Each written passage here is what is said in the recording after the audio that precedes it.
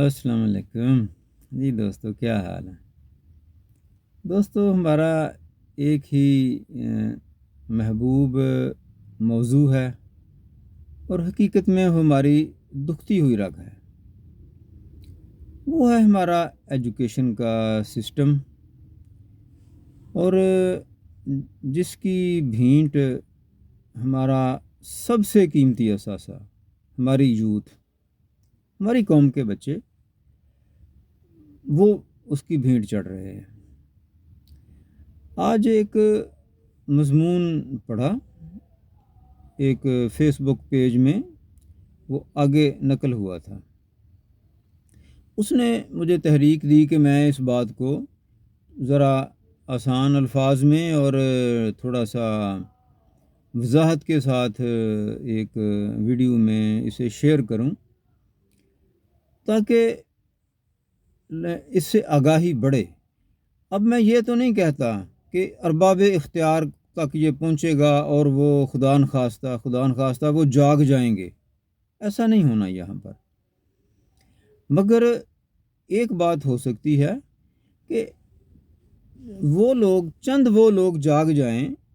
جن کا یہ اثاثہ ہے، جن کے بچے ہیں اور جو ابھی پڑھ رہے ہیں، اور انہوں نے ابھی گریجویشن کے اور ماسٹرز کے مرحلے سے گزرنا ہے۔ چلو کم از کم ان کو تھوڑا سا اس بات سے آگاہی ہو جائے۔ وہ جنہوں نے یہ مضمون لکھا، وہ امریکہ کے کسی ہائی اسکول میں ٹیچر ہیں اور ایشین ہیں۔ اسی لیے وہ اس قابل ہوئے نا کہ انہوں نے جو فرق محسوس کیا ہمارے ایشین سکولز کا اور یورپین یا امریکن سکولنگ سسٹم کا، تو انہوں نے اس کو بیان کیا۔ ہمارے ملک میں کہا جاتا ہے کہ 70% یوتھ ہے۔ چلو 70 ہوگی، 60 ہوگی، اس میں سے 20-30% یوتھ جو ہے ہماری، وہ لازمی طور پر یونیورسٹیوں میں ہے۔ اچھا، یونیورسٹیوں کا بھی ایک عجیب سسٹم بن گیا ہے کہ جب سے یونیورسٹیوں کو حکومت نے انڈیپینڈنٹ کیا ہے پیسے کمانے کے لیے، فنڈز دینے کی بجائے پیسے کمانے کی ان کو آزادی دی ہے، ہر یونیورسٹی نے بے تحاشا سبجیکٹس جو ہیں وہ اوپن کر دیے ہیں، اور 2-3 کلاسز دن میں ان کی شروع ہو گئی ہیں۔ میں بڑا حیران ہوا جب پچھلے دنوں بھاولپور اسلامیہ یونیورسٹی کا ایک سکینڈل چل رہا تھا، تو جو وہاں کے وی سی تھے، انہوں نے اپنی قابلیت بتاتے ہوئے کہا کہ جب میں نے جوائن کیا تو یہاں 13,000 اسٹوڈنٹ تھے، اور اب جب میں چھوڑ رہا ہوں تو 65,000 اسٹوڈنٹ ہیں۔ اچھا، اس کو وہ اپنی کوالٹی بتا رہے تھے، جبکہ جو کامیاب ملکوں کے، پڑھے لکھے ملکوں کے جو ماہر تعلیم ہیں، ان کا یہ کہنا ہے کہ یونیورسٹی کی تعلیم سب کے لیے نہیں ہوتی، یعنی سارے طالب علم اس اہل نہیں ہوتے کہ وہ یونیورسٹی کی تعلیم حاصل کریں اور واقعتاً وہ اس سے وہ سیکھ سکیں جس کو وہ اپنی زندگی میں امپلیمنٹ کریں، اور اس سے دنیا بھی فائدہ اٹھائے اور وہ بھی فائدہ اٹھائیں۔ مجھے اس کی بڑی ایک سامنے کی بات نظر آ رہی ہے اپنی یونیورسٹیوں میں۔ آپ دیکھیں کہ لاکھوں بچے ہمارے یونیورسٹیوں میں پڑھ رہے ہیں،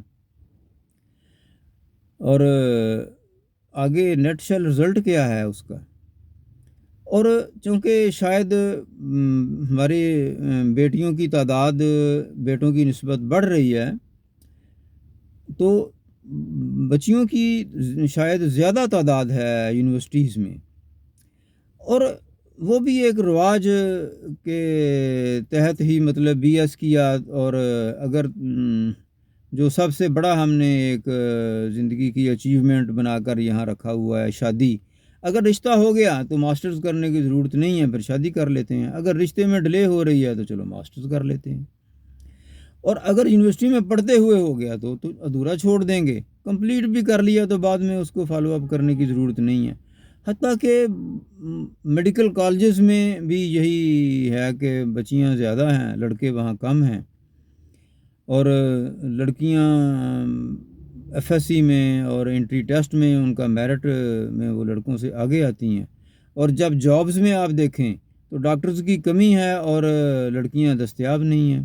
کیونکہ لڑکیاں ایم بی بی ایس کر لیتی ہیں، اس کے بعد وہ جاب نہیں کرتی۔ میں سمجھتا ہوں ہمارے جیسے ملک کے ساتھ یہ بہت بڑی زیادتی ہے کہ جو سرکاری میڈیکل کالج ہیں وہاں پر حکومت کا بہت زیادہ خرچ ہوتا ہے ایک بچے کو ڈاکٹر بنانے میں، اور جو پیسے دے کر پڑھتے ہیں پرائیویٹ میں وہ بھی والدین کا تو پیسہ لگ رہا ہے نا، لیکن اس کو اس طریقے سے بعد میں اگر وہ استعمال میں نہ آئے تو یہ بھی وقت کا ضیاع ہے اور پیسے کا ضیاع ہے، سارا ہمارے ٹیلنٹ کا ضیاع ہے۔ اچھا، وہ جن کی میں بات کر رہا ہوں جنہوں نے وہ مضمون لکھا، انہوں نے بتایا کہ وہاں پر ارباب اختیار کو اپنے سب سے قیمتی اثاثے یعنی اپنی یوتھ کی کتنی فکر ہے۔ وہاں پر سکولنگ 12 سال کی ہے، یعنی کہ ہم 10 سال میں میٹرک کرواتے ہیں اور 2 سال کا الگ سے ہم نے انٹر کا ایک رکھا ہوا ہے، وہ ان کا 12 سال کا ہی ہے، پورا انٹر کرنے کو ہی وہ سکولنگ کہتے ہیں۔ ہمارا جو بی ایس ہے اس کو وہ کالج کہتے ہیں۔ میرا بیٹا اس وقت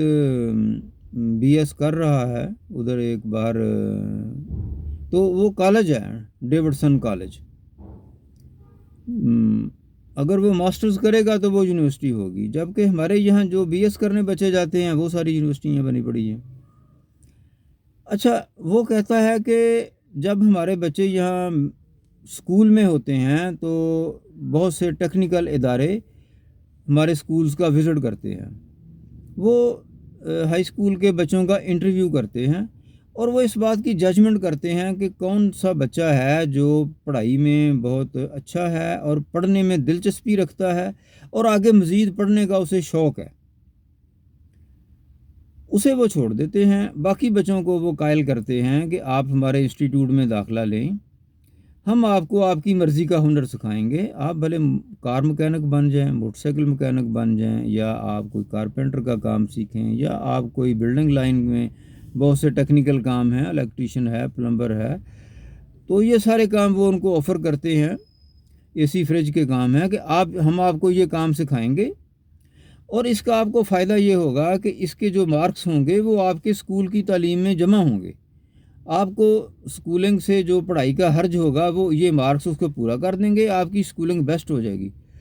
اگر آپ اسکول کے بعد آگے جا کر اسی ٹیکنیکل لینگویج کو لے کر بڑی کو ڈگری کرنا چاہیں تو بھی آپ کے لیے یہ بڑا معاون ثابت ہوگا، اور اگر آپ اسی کے بنا پر اپنے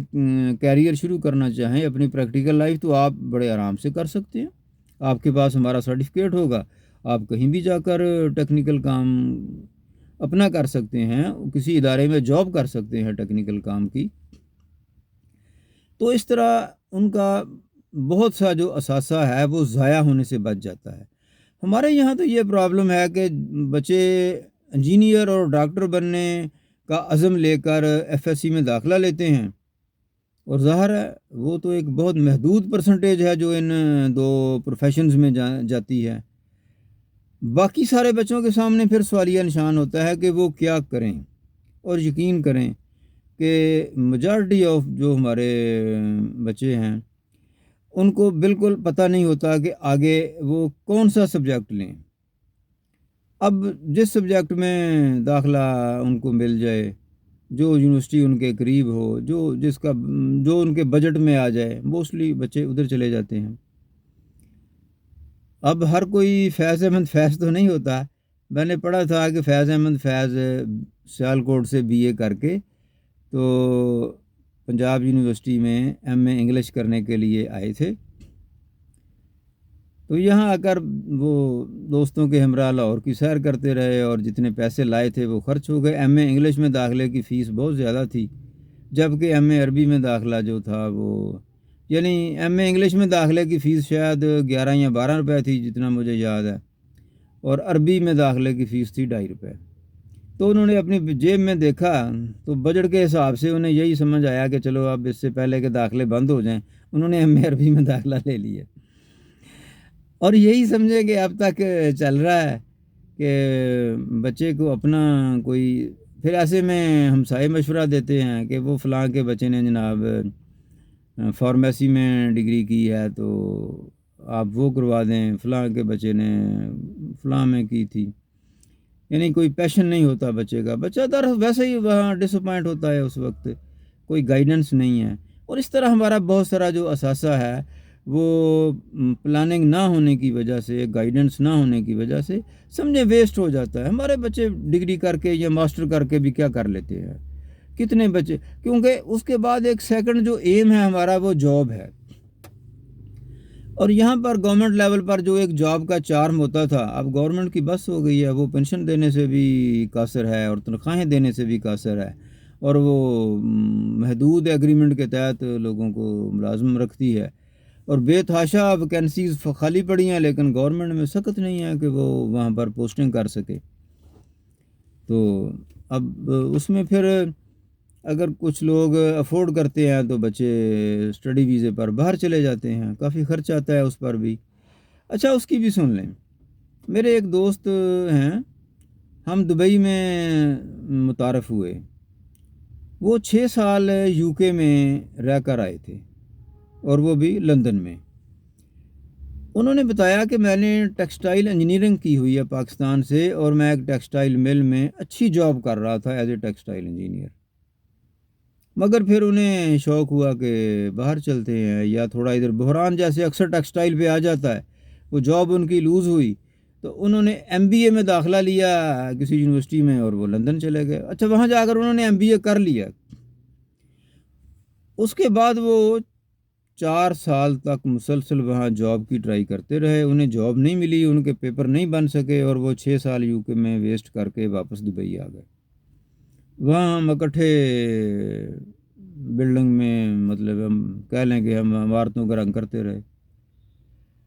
تو چلو، اللہ نے ان کی سن لی کہ اب وہ دوبارہ ناروے جانے میں کامیاب ہو گئے ہیں، اور وہاں پر ان کا سینیریو کافی بہتر ہے۔ مگر ان کی باتوں سے میں نے یہ اخذ کیا کہ جو وہاں پر اعلیٰ ڈگری ہے، ماسٹر ڈگری ہے یورپ اور امریکہ میں، جب اس کا آپ انٹرویو دینے جاتے ہیں، آپ کے سی وی میں لکھا ہوا ہے آپ نے ماسٹرز کیا ہوا ہے، تو آپ کا جو انٹرویو ہے اس کا لیول اپ ہو جاتا ہے، وہ آپ کو ماسٹر سمجھ کر آپ سے سوال کرتے ہیں، آپ اتنے ماسٹر ہوتے نہیں ہیں۔ وہ کہتے ہیں کہ آپ کی اتنی تعلیم ہے، اس سے چھوٹے والی جاب وہ آپ کو آفر ہی نہیں کرتے، اور آپ کو جاب نہیں ملتی۔ یعنی یہ ساری باتیں کہ اگر ہم میٹرک ایف ایس سی کی لیول تک بچوں کو کوئی ٹیکنیکل ایجوکیشن دے سکیں جس کا ڈپلومہ ہو، اور ساتھ ہی ہم بچوں کو آئلٹس کرنے کے لیے موٹیویٹ کریں اور انہیں آئلٹس کروائیں، کیونکہ کینیڈا، آسٹریلیا، نیوزی لینڈ اور بہت سارے ایسے ملک ہیں جس میں ہینڈی مین جو ہیں ان کی بہت کمی ہے، مگر ان کی شرط ہے کہ بندے کے پاس ٹیکنیکل کام کا سرٹیفکیٹ ہو اور اس نے آئلٹس کیا ہوا ہو۔ یہاں سے بیٹھے ہوئے نیٹ پہ ہی آپ کا انٹرویو ہوگا، اور آپ کو وہاں سے ویزا آ جائے گا، جاب آفر آئے گی، آپ کا ویزا لگے گا، آپ اپنی جاب پہ جائیں گے۔ یعنی 18-20 سال کا بچہ آپ کا آسٹریلیا میں یہاں سے بیٹھے ہوئے جاب پر جا سکتا ہے۔ میں اس کو بالکل اپنے ایک فرسٹ ہینڈ نالج کی بنا پر کہہ رہا ہوں کہ میرا ایک عزیز ہے، وہ گیا، یہاں سے ہی گیا جاب پر۔ تھوڑا سا مطلب والدین کو بھی چاہیے کہ وہ اپنے جو ڈریمز ہیں، جو خواب ہیں، ان کا لیول تھوڑا سا ریالٹی کی طرف موڑیں، مطلب، اور بچوں کو بر وقت گائیڈ کریں تاکہ بچوں کی جو پلیسمنٹ ہے وہ بہتر ہو سکے، اور وہ جلدی پریکٹیکل لائف شروع کر سکیں، اور زیادہ ڈس اپوائنٹ اور مایوس ہو کر وہ اپنی ساری صلاحیتیں کھو نہ دیں۔ بس میں ایسی باتوں کے پر سوچتا رہتا ہوں، اور میں درخواست بھی کرتا ہوں آپ بھی ان کے متعلق سوچیں، ہم سب کو سوچنے کی ضرورت ہے۔ اور آخری درخواست میری ہوتی ہے کہ مجھے دعاؤں میں یاد رکھیے گا۔ بہت شکریہ۔